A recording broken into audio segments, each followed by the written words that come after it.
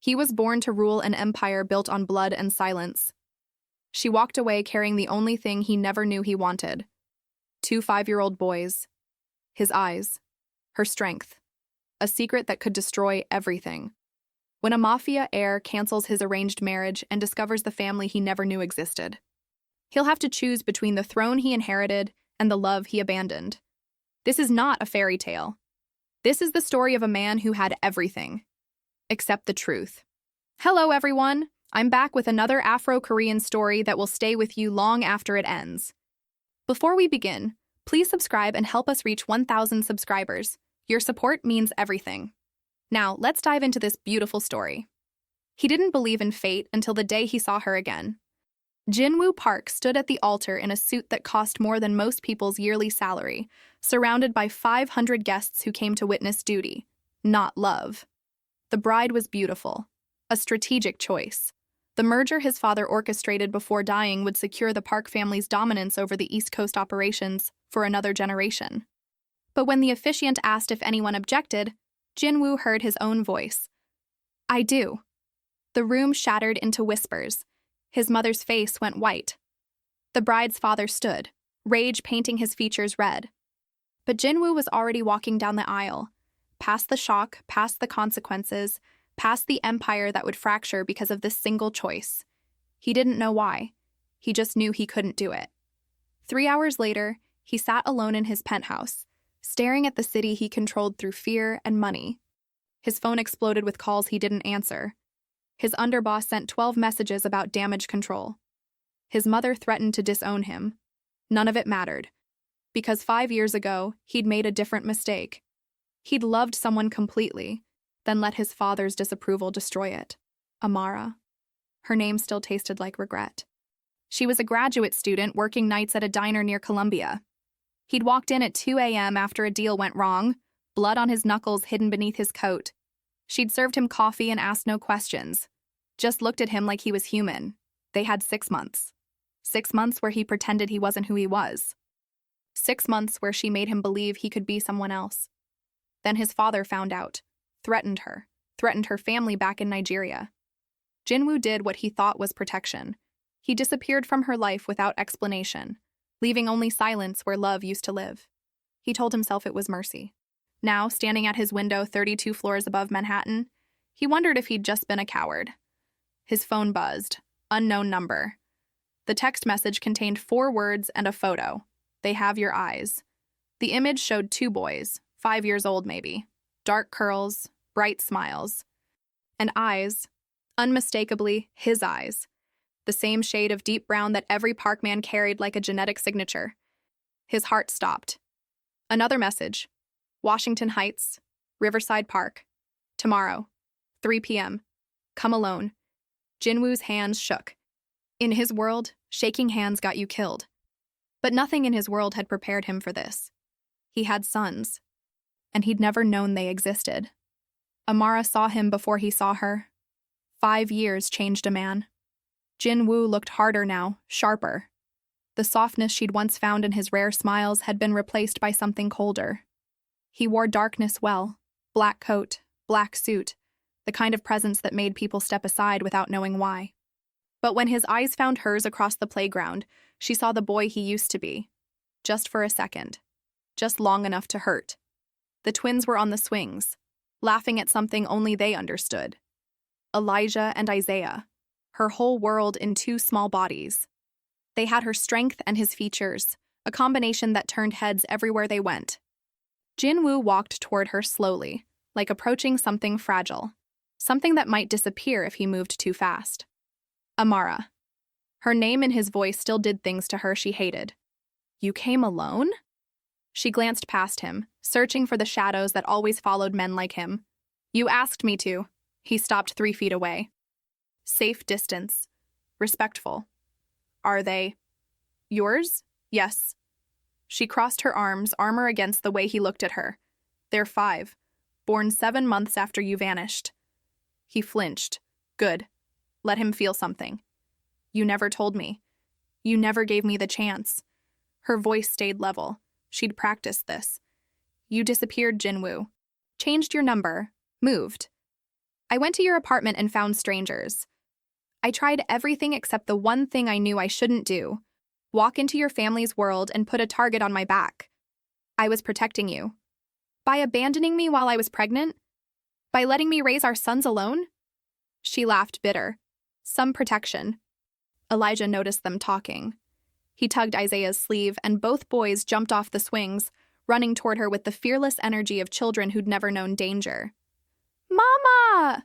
Elijah crashed into her legs. Can we get ice cream? Isaiah, always more observant, stared at Jinwoo with open curiosity. Who's that? Amara's throat tightened. This moment, this impossible moment she'd rehearsed 1,000 ways and still wasn't ready for. Jinwoo knelt down, bringing himself to their eye level. His hands trembled slightly, the only sign of the earthquake happening inside him. Hi, he said softly. I'm a friend of your mom's. You look sad, Isaiah said, tilting his head. Are you okay?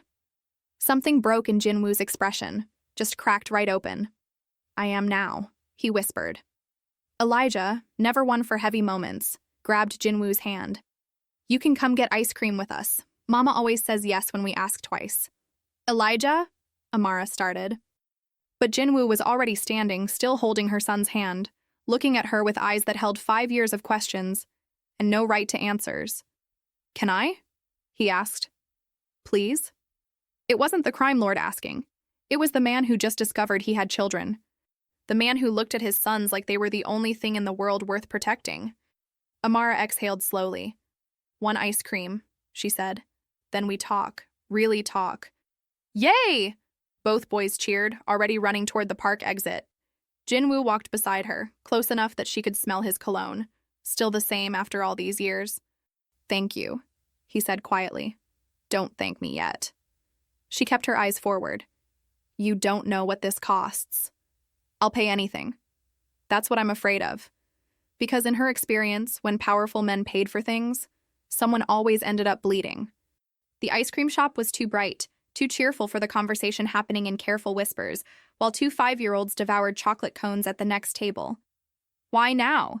Jinwoo asked. Why tell me after 5 years? Amara watched Elijah try to share his cone with Isaiah, her heart pulling in 2 directions. Because they're starting to ask questions I can't answer. Where's our dad? Why don't we have a father like other kids? I can handle a lot, Jinwoo, but I can't handle lying to them anymore. You should have told me from the beginning. And put them in your world? Her voice dropped to a harsh whisper. A world where people disappear? Where children become leverage? I've kept them safe for 5 years by keeping them hidden.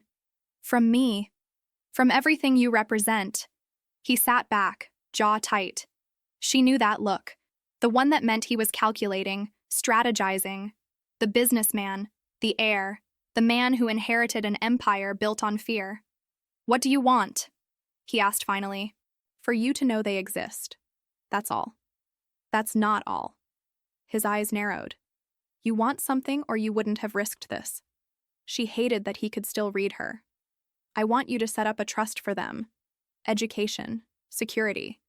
If something happens to me, nothing will happen to you. You don't know that. She leaned forward. I work 2 jobs, Jinwoo. I'm 1 bad month away from losing our apartment. I've kept us safe by staying invisible. But invisible doesn't pay for college. It doesn't guarantee their future if I'm gone. His expression shifted. Something darker. More dangerous. You're struggling? His voice went quiet in that way that made grown men nervous. While I sit on millions, I made my choice. You shouldn't have had to choose. He pulled out his phone, fingers moving fast. Give me your bank account number. No. Amara. I don't want your guilt money. She grabbed his wrist, stopping him. The touch sent electricity through both of them. Old muscle memory. Dangerous muscle memory. I want a legal trust. Something that can't be traced back to you. Something that keeps them separate from your world, even if it provides for them.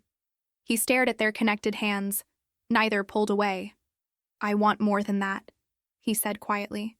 You can't have more. I want to know them, be in their lives. Jinwoo. They're my sons. His voice cracked. I missed 5 years, first words, first steps, everything. Don't ask me to just be a bank account. Amara pulled her hand back. This was the part she'd feared, the part where his presence became permanent, dangerous. Your world killed your father, she said bluntly. It's killed how many others? You think I'll let my babies anywhere near that? I'll protect them. That's what you said about me. Then you vanished. Direct hit. He absorbed it without flinching. I was 27 and stupid. I thought disappearing would keep you safe from my father's reach. He leaned closer. I'm 32 now. I run everything. No one threatens what's mine. Not anymore. They're not yours to claim. They have my blood, my name. They have my last name, she corrected. Thompson, not Park, and it stays that way. Elijah appeared at her elbow, chocolate smeared across his face. Mama, Isaiah said I can't have a dad because dads leave. That's not true, right? The heir left the room. Amara looked at her son, then at Jinwoo, whose face had gone completely still. Baby. But Isaiah was there too now, quieter, sadder. Tommy at school has a dad, and Marcus, and everyone. Why don't we? Jinwoo moved before Amara could stop him. He knelt in front of both boys, eye level again, and when he spoke, his voice carried the weight of every regret he'd ever swallowed. You do have a dad, he said. And he's sorry it took so long to find you. Amara's breath caught. Really? Elijah's eyes went wide. You're our dad? Jinwoo looked up at her, asking permission, begging for it. She should say no. Should protect them from this. From him. From everything that came with his last name. But the hope in her son's faces. Yes, she whispered. He is. And just like that, the line she'd drawn for 5 years disappeared completely. The word dad changed everything. Jinwoo didn't sleep that night. He sat in his penthouse office surrounded by screens showing security feeds, financial reports, territory maps, the digital nervous system of an empire that suddenly felt meaningless compared to 2 5-year-old boys who'd looked at him with his own eyes and called him father. His underboss, Marcus Chen, stood by the window, arms crossed, wearing the expression of a man watching his boss lose his mind. You can't be serious, Marcus said for the 3rd time. I have sons. You have a target on your back, and everyone who knows about those kids becomes a liability. Marcus poured himself whiskey without asking. The Italians are already circling after you canceled the wedding. The Russians think you're weak. And now you want to parade 2 children around? You're signing their death warrants. Jinwoo's hand slammed the desk. Papers scattered, screens flickered. Watch your mouth. Marcus didn't flinch. They'd grown up together, back when Jinwoo's father was building the empire and Marcus's father was his right hand. Loyalty ran deeper than fear between them. I'm trying to keep you alive, Marcus said quieter. Keep them alive. You want to be a father? Fine. Do it from a distance.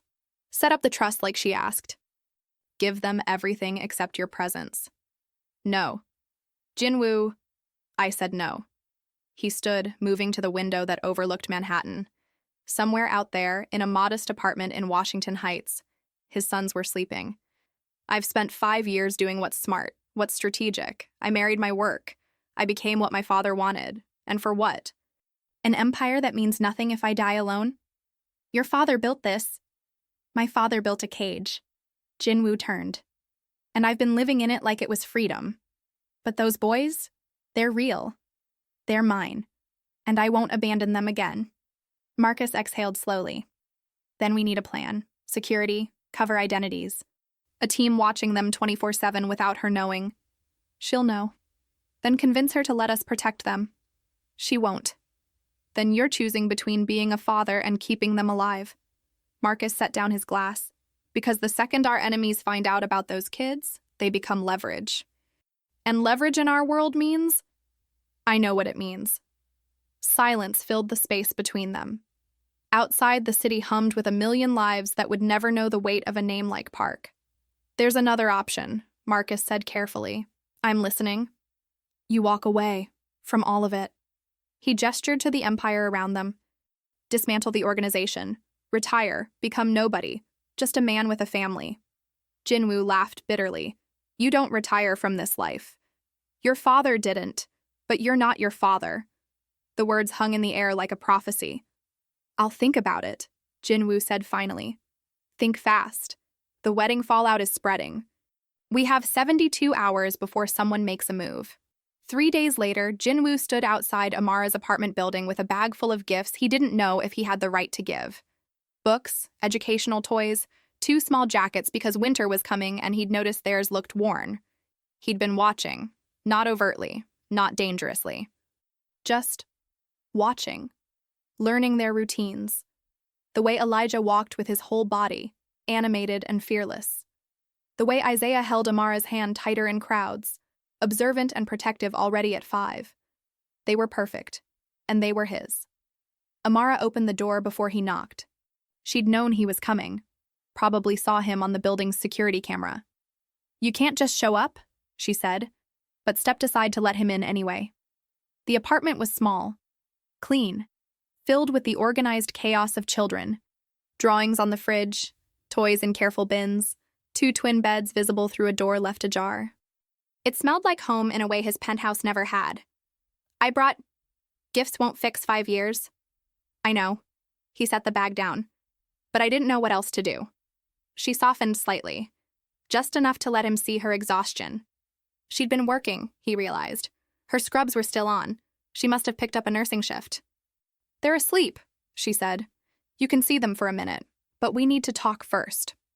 They sat at her small kitchen table, coffee cups between them like a demilitarized zone. I hired a lawyer, she said. He's drafting custody papers. Jinwoo's stomach dropped. Amara, joint custody, legal, official. She held up a hand. But with conditions. No introducing them to your business. No bringing them into your world. They know you're their father, but you're just a businessman. Legitimate. Clean. I am legitimate. Don't. Her eyes flashed. I've done research, Jinwoo. I know what Park Enterprises really is. Import-export is code for things I don't want to imagine. Your father's obituary mentioned business competitors at his funeral. I'm not stupid. He wanted to lie. Should lie. But looking at her, at the woman who'd raised his children alone, who'd kept them safe from his world without asking for anything, he couldn't. You're right, he said quietly. About all of it.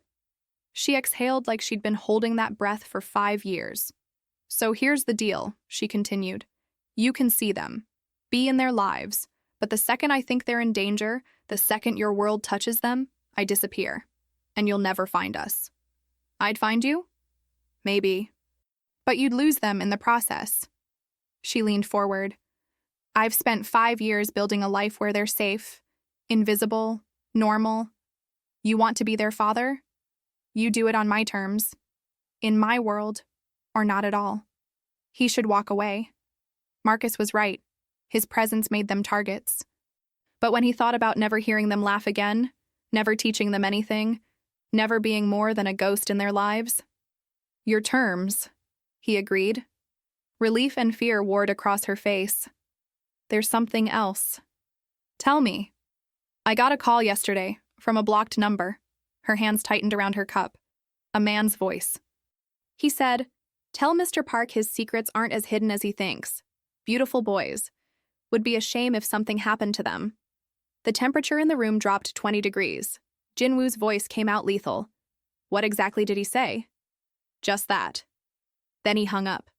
She was trying to stay calm, but he could see the terror underneath. Is this about the wedding? About you canceling? Probably. Probably? Her voice rose. Jinwoo, someone threatened our children and you say probably? I say probably because I have 3 different enemies who might make this move. He pulled out his phone. But they just made a mistake. They told me they know, which means I can act. Act how? He looked at her. Really looked at her. At the woman who'd stayed strong for 5 years without him, who'd built a fortress of normalcy around their sons with nothing but courage and will. I'm going to protect you, he said. All 3 of you. Whatever it takes. I don't want your protection if it means... Amara. He reached across the table, covering her hand with his. I failed you once. I won't fail them. Trust me. Please. She stared at their hands. At the connection that never quite died despite 5 years and 1,000 reasons why it should have. 1 chance, she whispered. You get 1 chance. And if anyone comes near my boys because of you, they won't. How can you promise that? His eyes met hers, cold, certain, completely void of mercy for anyone who dare threaten what was his. Because I'll burn down everything I've built before I let anyone hurt them. And in that moment, she believed him. In the other room, Elijah stirred in his sleep, calling out for water. Amara started to stand, but Jinwoo was faster. Can I? He asked. She hesitated, then nodded. He walked into the boys' room, his first time seeing where they slept, where they dreamed, where they were safe. The walls had glow-in-the-dark stars, drawings they'd made, a bookshelf overflowing with stories. Elijah blinked up at him sleepily. Dad? The word nearly broke him. Yeah, buddy, I'm here. He poured water from the cup on the nightstand. Bad dream? Nuh-uh, good dream. We were flying. Elijah drank, then smiled. You were there too. Jinwoo's throat tightened. Yeah? Yeah, you had big wings. Like a superhero. His eyes drooped closed again. Stay with us? Always, Jinwoo whispered. I promise.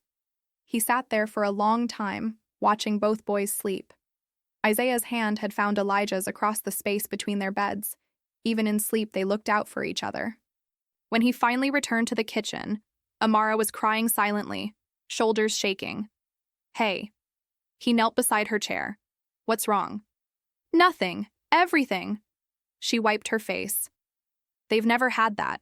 Someone to get them water, someone to sit with them. It's always just been me. Not anymore. She looked at him with eyes that held 5 years of exhaustion and hope she was afraid to feel. Don't make promises you can't keep. I won't. And don't make me love you again.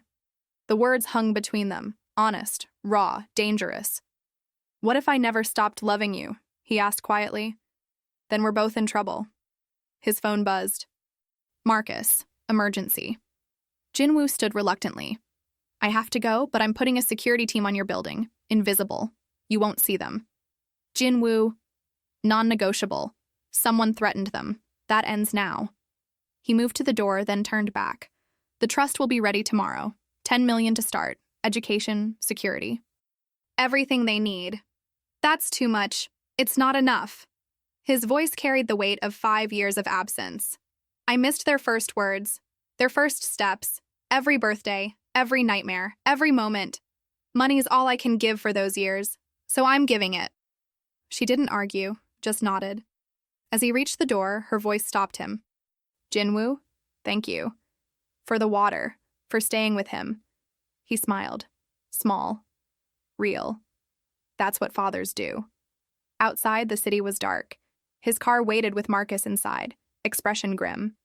We have a problem, Marcus said as Jinwoo slid into the back seat. Tell me. The Italians, they know about the kids, and they're calling a meeting. Tomorrow night. Marcus handed him a phone with a message displayed. Discuss terms, come alone, or the woman and children pay for your disrespect. Jinwoo read it twice, then smiled. The kind of smile that made men wish they'd never crossed him. Good, he said softly. I was hoping they'd make the first move. This isn't good. It is. Because now I don't have to hunt them. He handed back the phone. Set up the meeting, but I'm not going alone. That's suicide. No, that's war. And if they want to threaten my family? His eyes went ice cold. Then they're about to learn why my father taught me to fight before he taught me to negotiate. Marcus stared at him. You've changed.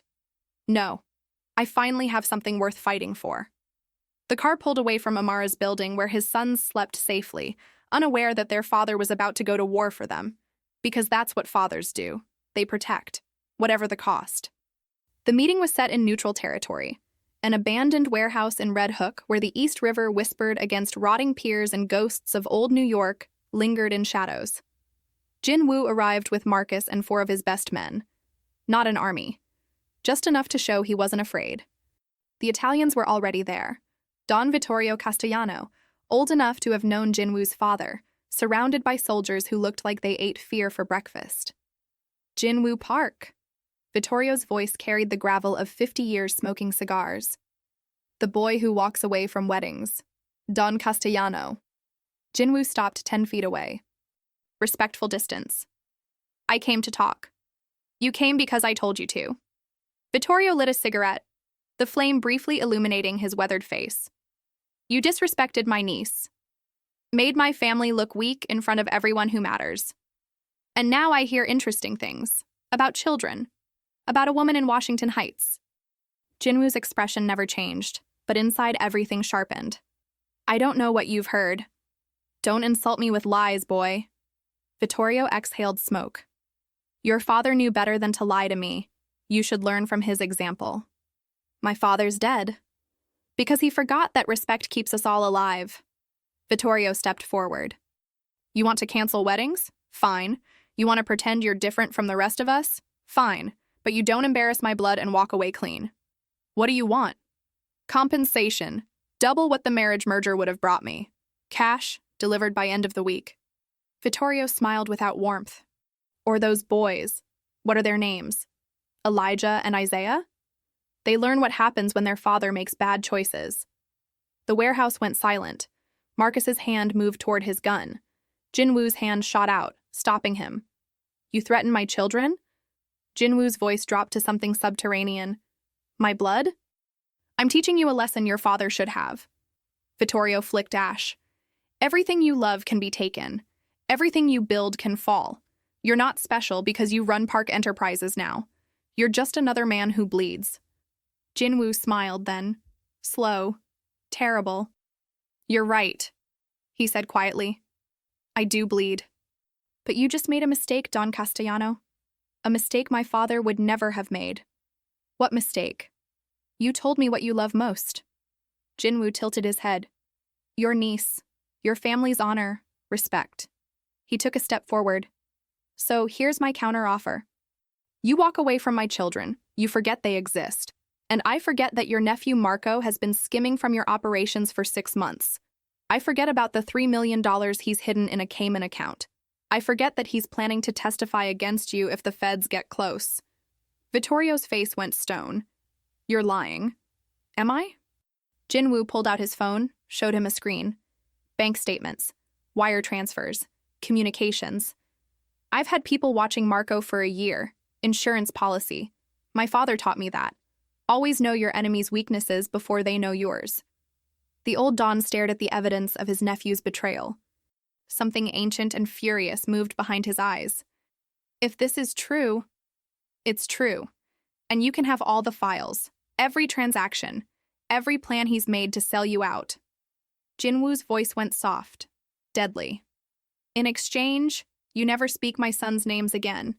You never look in their direction. You pretend they don't exist. Because if anything happens to them, I won't come for you with guns, Don Castellano.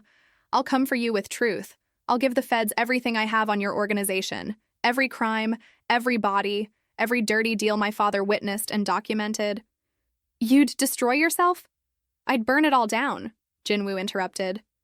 The whole empire, yours, mine, everyone's. Because my father built this life, but I never asked for it. And if I have to choose between the throne and my children? He smiled. There's no choice.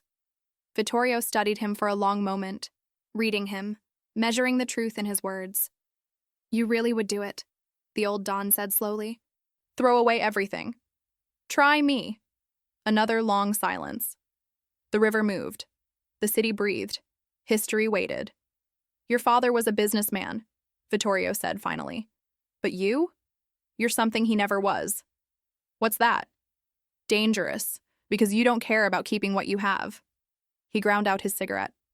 Fine. Your children are off limits, but you owe me, boy. Someday I'll collect. If it doesn't involve them, we'll talk.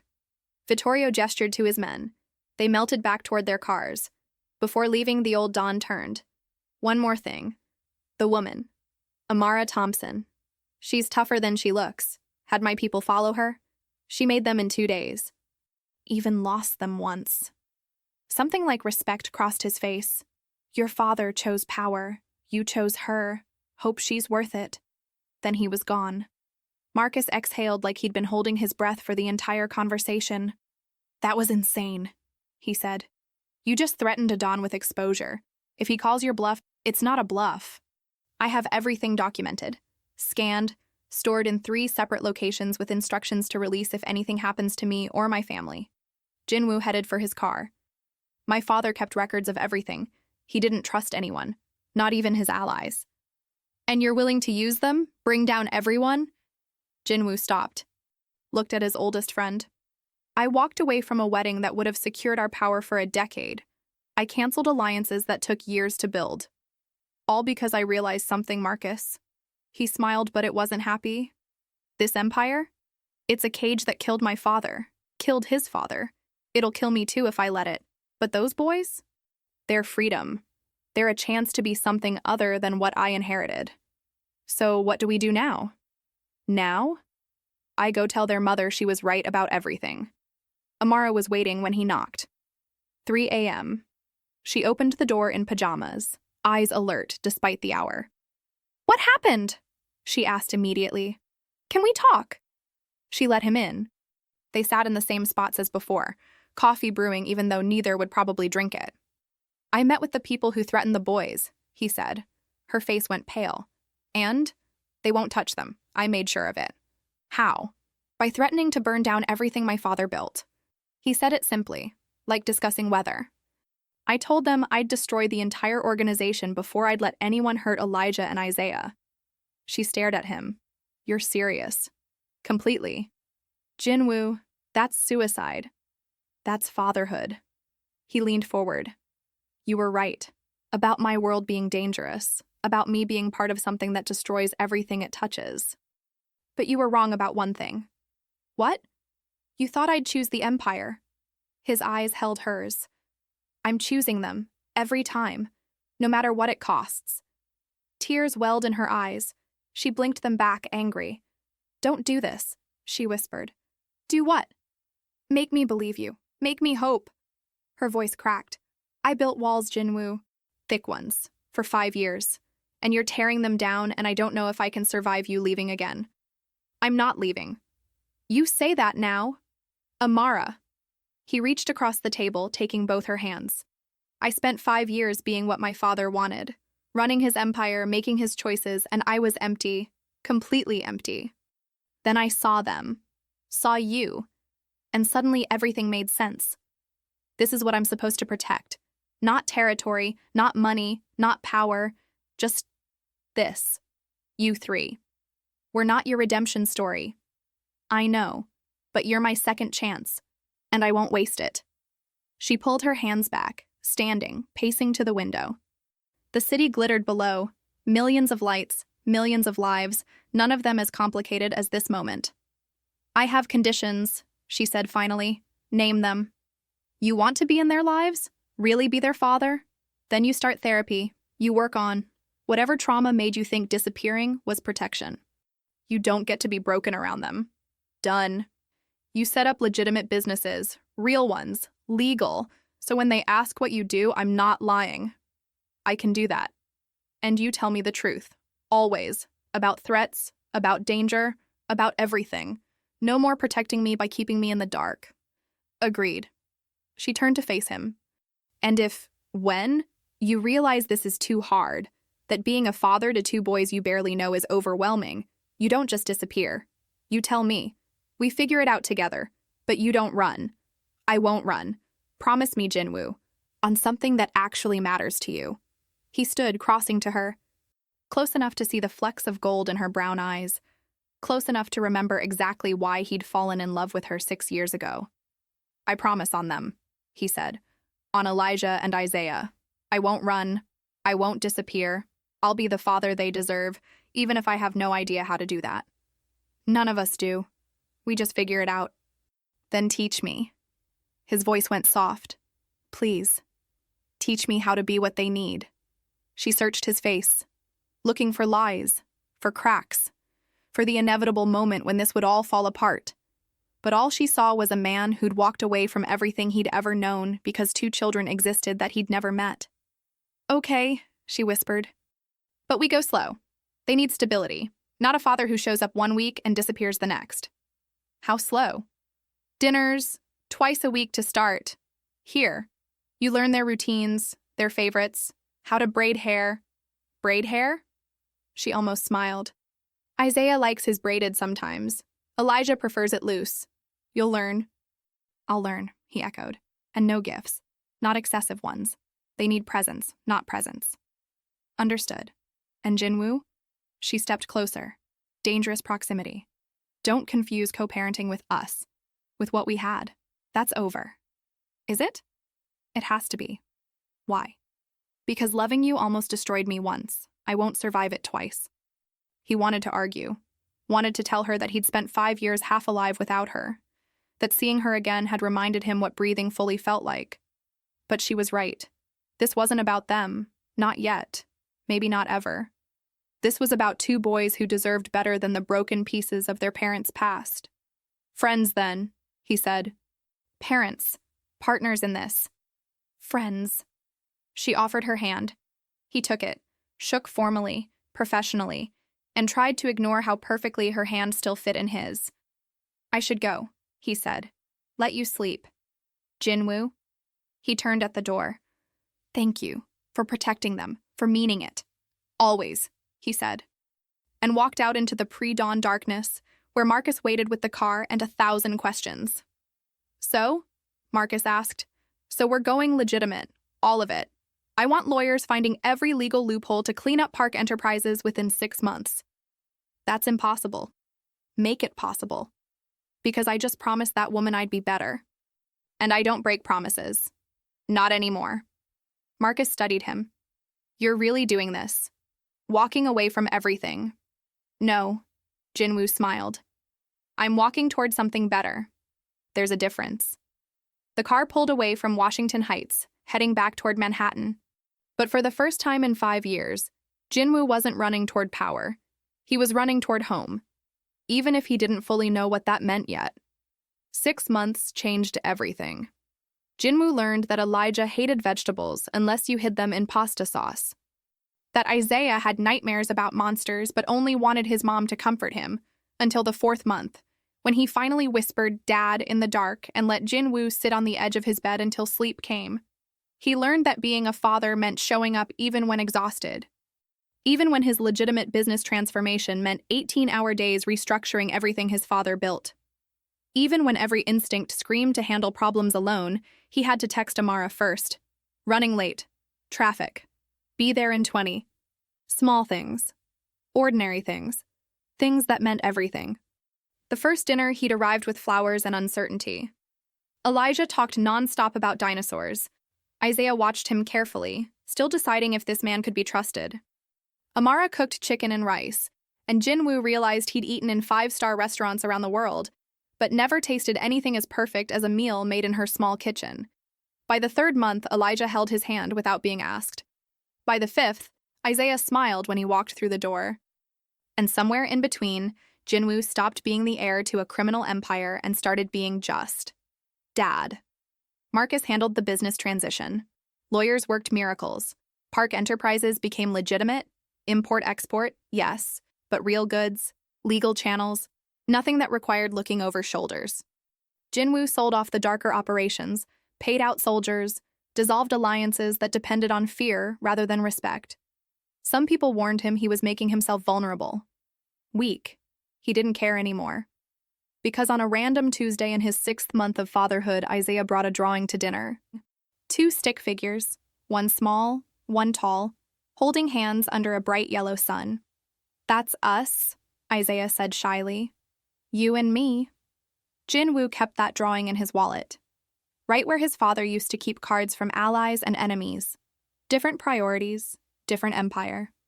The breakthrough came on a Saturday morning in October. Jinwoo had taken the boys to Central Park, Amara's idea, giving her a morning to herself.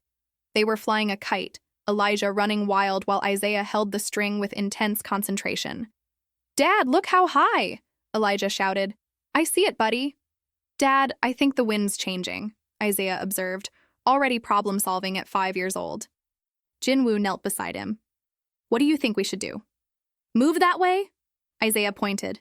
Good instinct. Let's try it.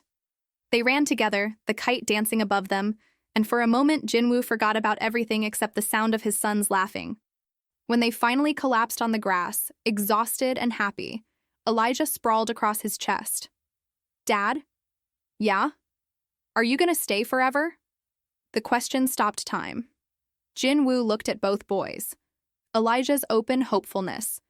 Isaiah's careful guarding of his heart even as he leaned closer to hear the answer. Yes, Jinwoo said firmly.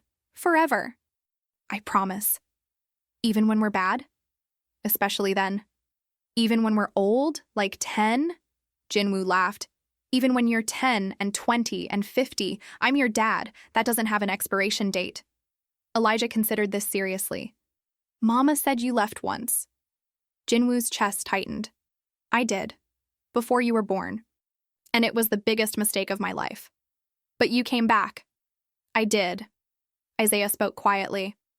Will you leave Mama again? The real question. The one that mattered most. I love your mom, Jinwoo said carefully. I always have.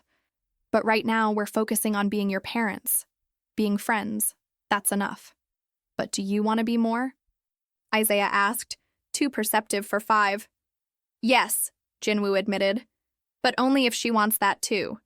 And only when everyone's ready. Elijah sat up suddenly. I'm ready. I want you to live with us. Me too, Isaiah added softer. Hey.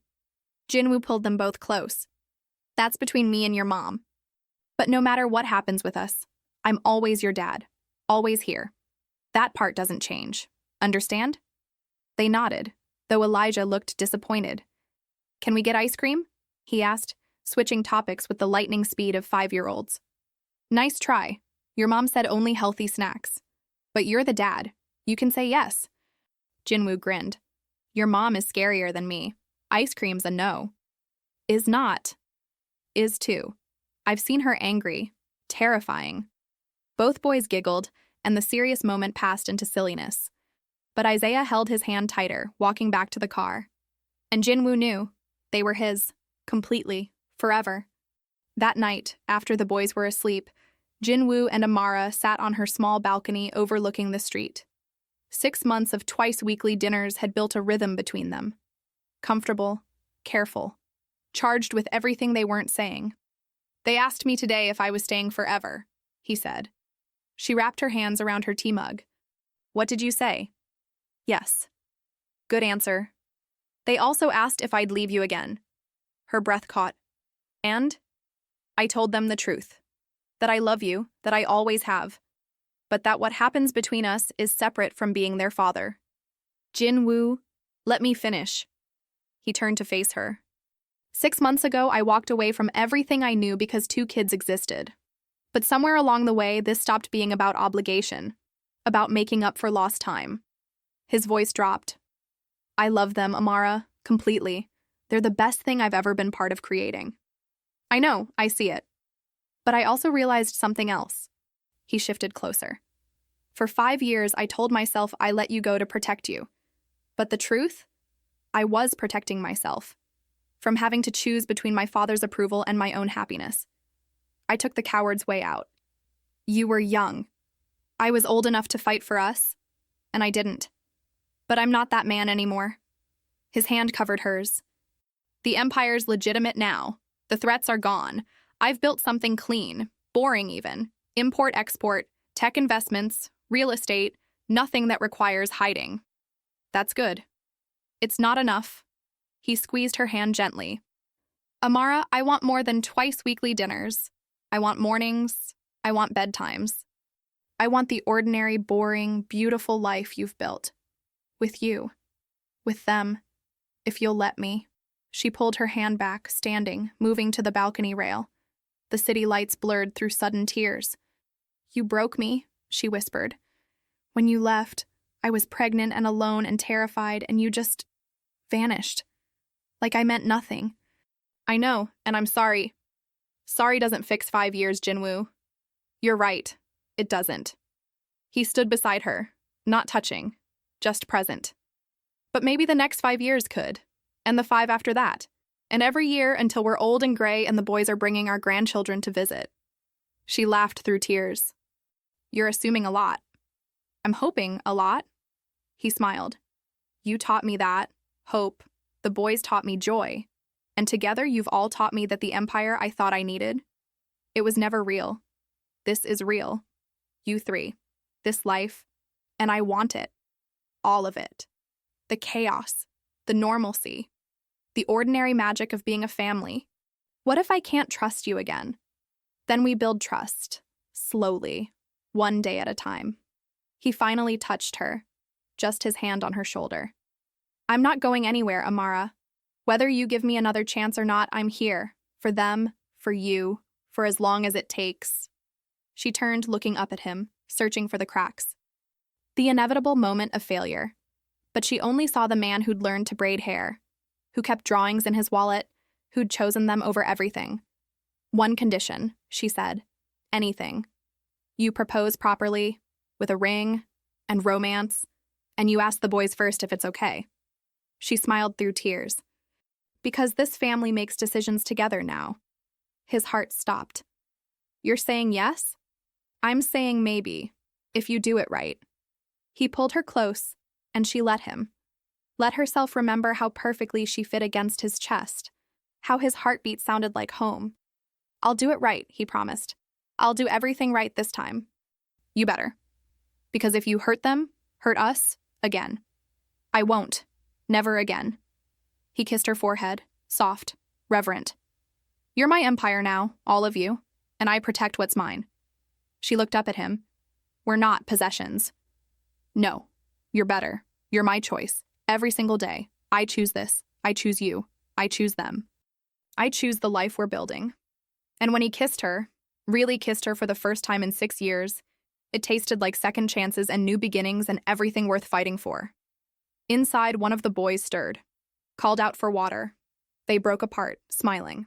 I'll go, Jinwoo said. We'll both go, Amara corrected. And they did. Together. Like they'd do everything from now on. Because Jinwoo Park had inherited an empire built on fear and blood and power. But he'd built a better one.